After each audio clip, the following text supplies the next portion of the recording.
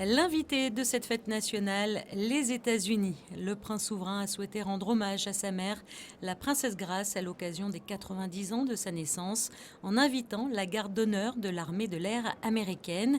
Tout au long de la matinée, cette garde a donc été mise à l'honneur. Une fête nationale qui fut marquée par 3 temps forts, la prise d'armes, la messe solennelle d'action de grâce et le fameux défilé militaire. Ce 19 novembre débuta par un moment toujours très attendu et très solennel, l'arrivée du prince souverain et de sa famille dans la cour d'honneur du palais. Une fête nationale marquée par la relève et la jeunesse, aux côtés du fils de la princesse Stéphanie et de sa femme, la fille et les fils de la princesse Caroline, accompagnés de leurs épouses et de leurs enfants.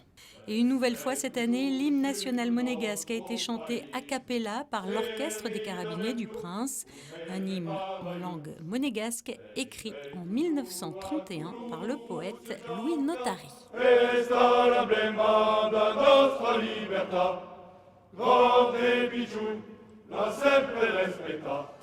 Après que l'hymne national de la principauté ait retenti, c'est dans la cour d'honneur du palais princier que le souverain, vêtu de son uniforme militaire, a passé en revue les troupes et a salué l'étendard.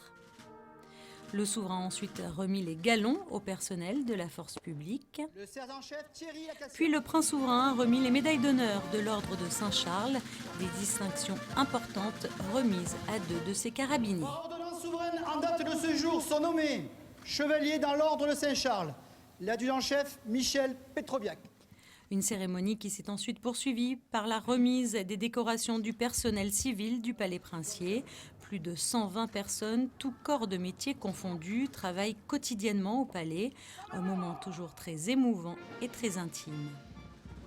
À la fin de cette cérémonie, le couple princier a salué les membres de la maison souveraine. Direction ensuite la cathédrale de Monaco où une messe solennelle d'action de grâce a été donnée.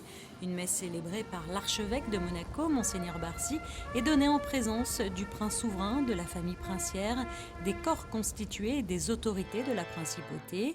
Et si le souvenir de la princesse Grace accompagnait les célébrations de cette fête nationale cette année, il a également été présent tout au long de cette cérémonie.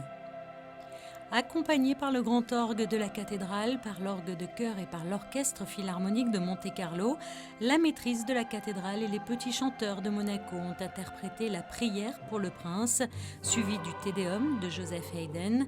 La maîtrise et les petits chanteurs étaient sous la direction de Pierre Debat.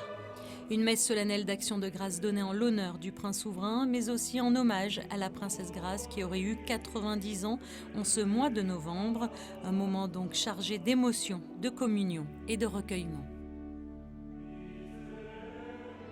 À l'issue de cette messe d'action de grâce, le prince souverain et les membres de la famille princière ont regagné la place du palais pour assister en présence des soldats américains, des monégasques et des résidents, des habitants des communes limitrophes, mais aussi de personnes venant parfois de l'étranger, à la prise d'armes. Une prise d'armes qui rassemble la compagnie des carabiniers du prince, la force publique et le corps des sapeurs-pompiers de Monaco. Le ministre d'État, Serge Tel, a ensuite passé en revue les troupes. Et puis un moment fort et toujours très attendu des Monégasques, l'arrivée des enfants du couple princier.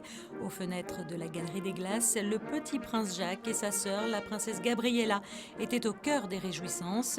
Et une surprise de taille attendait les Monégasques. Le petit prince Jacques, âgé de 5 ans dans quelques jours, était pour la première fois revêtu de la tenue des carabiniers comme son papa. S'en est suivi la remise des décorations par le ministre d'État. Après la revue des troupes par le ministre d'État et sous le regard des enfants, l'orchestre des carabiniers du prince a surpris les spectateurs en adaptant son répertoire musical pour jouer les marches militaires américaines, accompagnées d'une démonstration de la drill team américaine.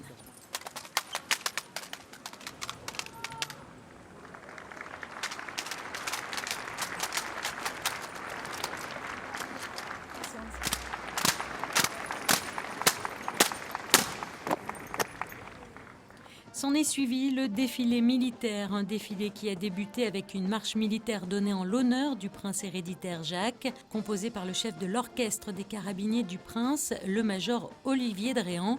Cette marche a été jouée lors du défilé des troupes à pied. Le détachement des troupes a ensuite été suivi par un détachement motorisé composé de motocyclistes, des carabiniers du Prince et de la Sûreté publique et de différents engins de lutte et de secours des sapeurs-pompiers de Monaco.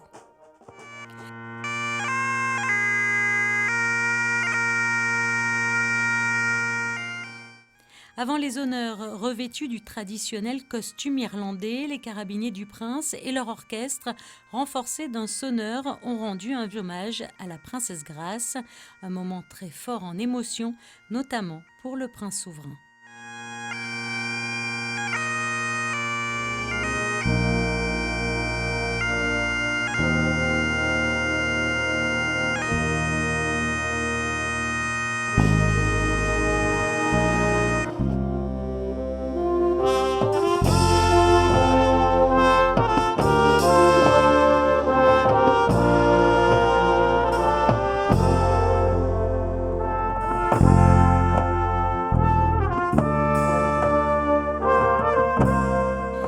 Les militaires de l'US Air Force et sa garde ont ensuite défilé sous les fenêtres du palais princier, un défilé conduit par l'orchestre et l'ensemble des carabiniers du prince.